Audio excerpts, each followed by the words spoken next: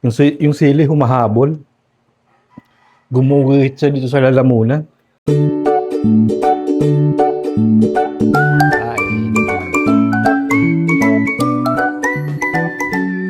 Sarap ng sili. Ano ito? Hello mga kapapakoms kayo, welcome back ulit sa akin channel. Ayan. So magluluto tayo ngayon ng laing or tipay. Dried tipay or dried laing. Ayan. Magluluto tayo nito. Kung bumibili kayo nito sa supermarket, so siguro naman nililinis nyo mabuti at binubuyang yan. At minsan hinahati-hati pag sobrang lalaki. Ayan o. Tapos ito, binili ko to sa mall. Ayan o. Sa Dyson Farm. I-check nyo lagi kasi lagi yan may mga dayami. Ayan o, yung damo. Lagi may kasama. Lagi yan. Tuwing maguguli ako nito, lagi ako minakikita ng dayami. Ayan o, matalim siya o. Yung nakakasugat to eh. Ayan. So ngayon ang gagawin natin ay maggagata tayo. So yung hindi pa marunong magluto ng laing, kasi di ba, nasa gata kasi yung sikreto niyan. Pag bumibili kayo ng nyog, may time kasi yung nyog ay hindi maganda yung quality. Kaya yung gata niya or yung kakang-gata niya ay malabnaw or hindi matamis. Kalabasan nun, pag hindi maganda yung nyog na ginamit nyo, yung texture ng luto nyo, yung parang matubig, yung parang malabnaw. Hindi siya yung malapot. Yun. Pag malapot, ibig sabihin maganda yung quality ng nyog na ginamit nyo. Pero pag malabnaw, yung kakalabasan niya, hindi maganda yung quality. Okay? So tara, simulan natin yung pagluluto. Ayan. So meron tayo dito mainit na tubig. Wala tayo diyang pangalawang gata. So tubig yung gagamitin natin. Una, ilalagay nyo yung dahon ng laing. Ayan. Pag hindi maganda yung quality yung laing na ginagamit nyo, hugasan nyo. Ako kasi hindi ko ginuhugasan to eh. Inaano ko na lang to, binubuhag-hag para matanggal yung maliliit na gabok-gabok ganyan. Ayan. So, una natin ilagay yan. At ilagay na natin yung bawang sibuyas at luya. Ayan. Papakuluan muna natin yan ng ilang minuto. Ayan. So, lubog-lubog muna natin. Yung tubig na yan ay kakainin yan ng dahon ng laing. Ma-absorb niyan. Kaya magdadagdag tayo dyan ng tubig. Ayan. Pero yung dagdag natin ng tubig is paunti-unti lang para hindi siya ma-overcook. Ayan. Kung trip nyo yung sa laing is yung parang sobrang lambot, dagdagan nyo ng tubig, palambutin nyo ng husto. Pero pag trip nyo yung hindi masyado malambot at yung mabango, so huwag nyo siyang i-overcook kasi mabango yan. Pag hindi na overcook. Yan o, di ba wala na agad tubig. So, mag-add tayo dyan ng hot water. Yan. Kasi maglalagay tayo dito ng tilapia. Yung fresh tilapia, hindi siya yung prito. Ayan. Cover na natin. Yung iba, pag nagluluto ng laing, sinasabi nila is Makati daw pag hinalo-halo. Hindi siya Makati. Hindi pa ako naka-experience na nagluto ng laing. Tapos ang kinalabasan is Makati. Kahit na layo kong hinahalo yan. Never. Siguro sa pagluluto nyo or sa quality ng laing. Kasi kadalasan na Makating laing, yung fresh, yung hindi dry.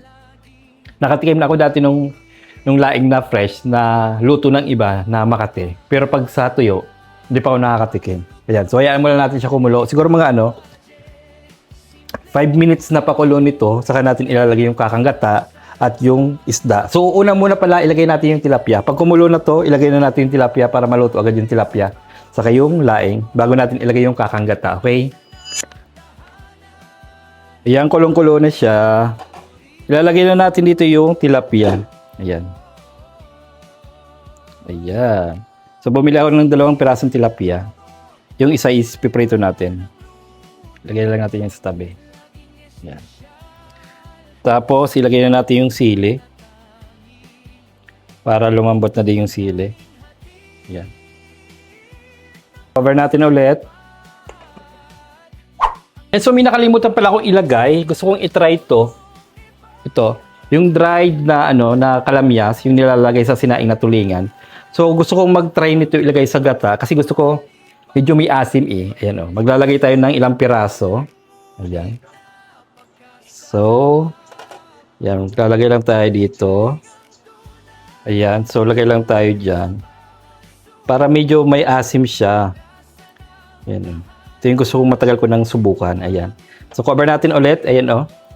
Medyo natutuyo-tuyo na siya.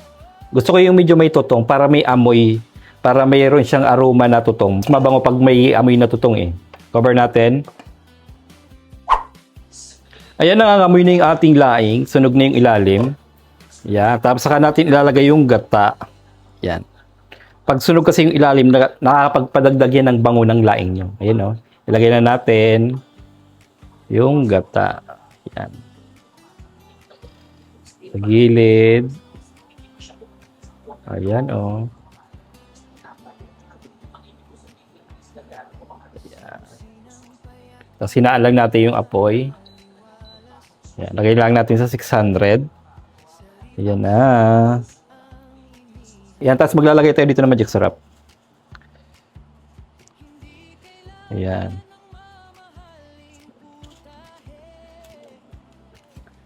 Tapos, naglalagay ako dito ng asukal. Ayan. Kung hindi kayo naglalagay ng sili, huwag kayong maglagay ng asukal. Ako naglalagay ako dito ng asukal para pambalansi lang. Ayan. Ayan. Mamaya natin haluin pagluto na yung gata. Hayaan mo lang natin siya dyan. Ayan. So, mamaya natin ito tatakpan. Siguro mga 1 minute or to 2 minutes bago natin takpan para hindi siya yung para magtubig. Ayan. Wag muna natin haluin ng haluin ha. Inaano ko lang yung yung gitna para pumasok yung gata. Nilalagyan ko ng space para kumalat. O di ba? Ang bango. Sabi ko sa inyo, pag nagluluto kayo ng laing, di ba, hindi nyo pa nilalagay yung unang gata. So hayaan nyo siya magsunog or magtutong kasi nakakadagdag yun ng bango. Yan oh. Ang bango niya no. Yan. So mamaya natin tatakpan 1 to 2 minutes bago natin takpan. Okay? Ayan, kita nyo yun, oh. Oh, tinan nyo, oh. Ang bango na, oh. Ilalim natin yung yung mga, ito yung ito yung, tawag dito? Ito yung kalamyas, ayan. Ang bango na guys, kung naaamoy nyo lang, promise. Yan. Tapos baliktarin natin itong ulo ng isda. Para yung kabilang side naman yung magkaroon ng lasa. Ayan. Tapos itong buntot. Ayan.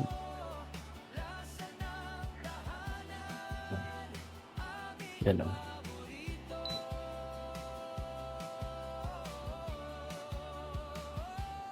Haluin na natin yan o.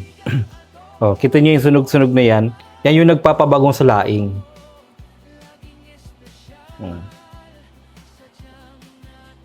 Haluin na natin siya.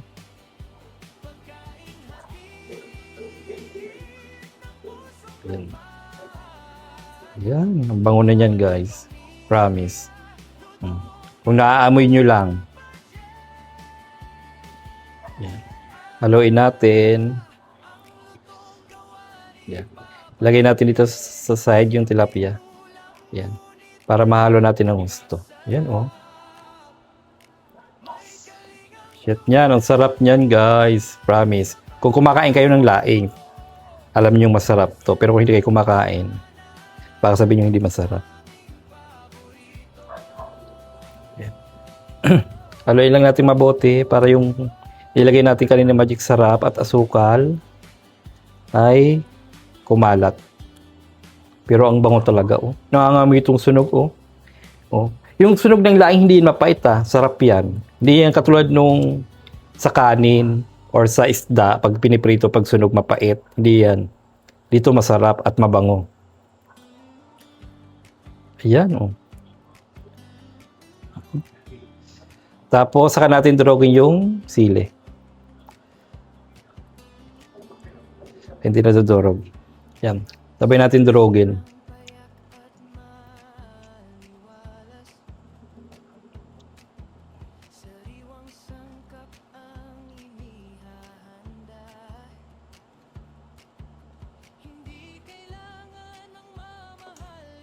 Sabay halo.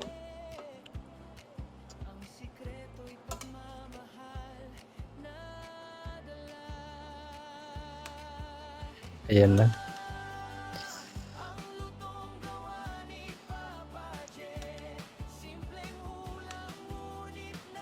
Ayusin lang natin.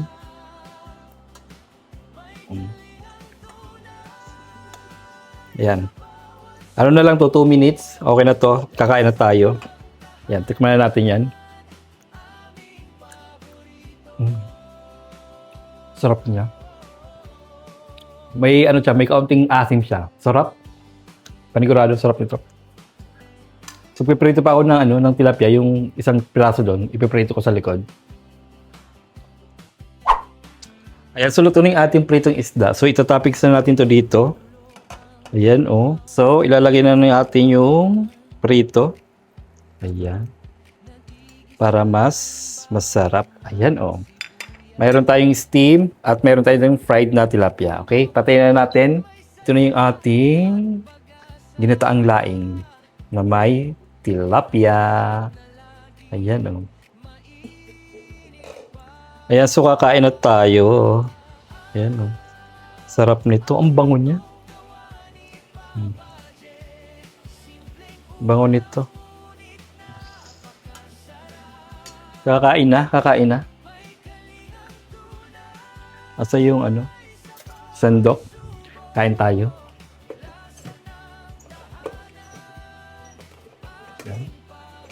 Mayroon pa tayo ditong bahaw. Ayan. Ininit ko na lang yung bahaw para hindi siya mainit. Okay. Unahin ko tong buntot ng tilapia. Ayan.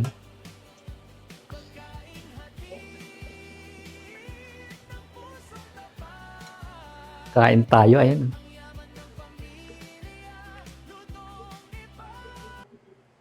At sarap nito. Hugas mo na akong kamay.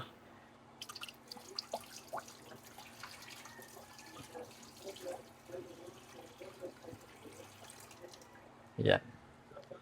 Tikiman, kain tayo. Ayan na. Siyempre, unang subo, gulay muna. Ayan, oh. Laing natin. Nung isang araw naglaing na ako, nilagay ko ulit yung manok. Tapos ngayon laing ulit. Ang sarap kasi ng laing. Favorite ko kasi yung laing. Lalo na pag masarap yung luto, diba? Yan, oh, sili, oh. Ew. Ang laki ng sili, paniguradong anghang nito. Ito yung una kong subok to na nilagyan ko ng kalamyas kasi mas gusto ko rin yung ulam na may kaunting asim, lalo na yung dried kalamyas.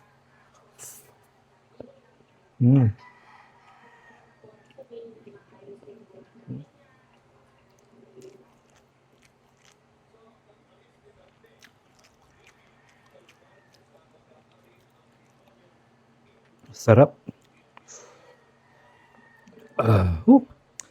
Yung sili humahabol. Gumuguhit siya dito sa lalamunan. Yan, tilapia. Dito sa Katagalugan, hindi uso yung yung panaglaing ka, tapos ilalagay mo isda. Karaniyo kasi nilalagay nila dilis, hipon, baboy. Pwede rin naman isda. Mas masarap to kumpara sa ibe-prito mo yung tilapia at saka mo ito toppings.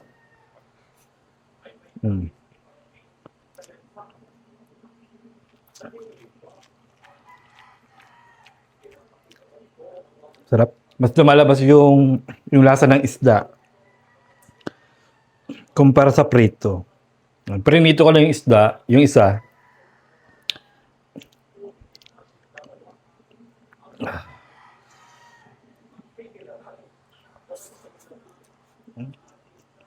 Sarap.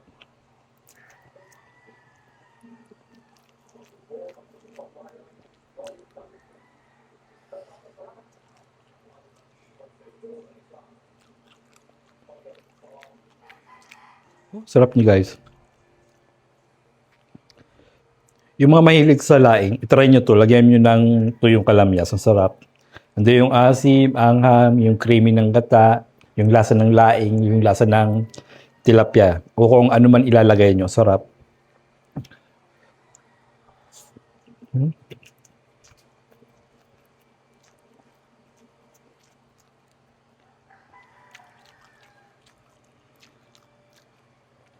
Yun lang, wala pa ako sinaing. Sa lalagay nyo ng ng sunog yung laing. Para ando yung flavor ng laing talaga. At ang bango niya.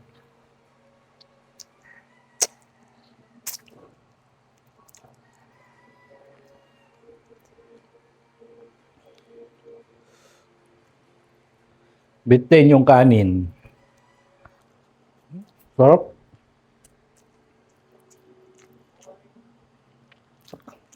Magsasaing pa ako. Mm.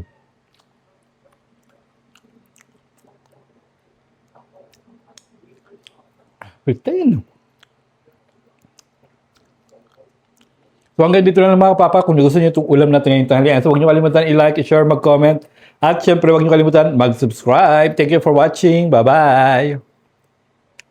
Magsasaing ako. Bibigyan ko pa si Papa ulam.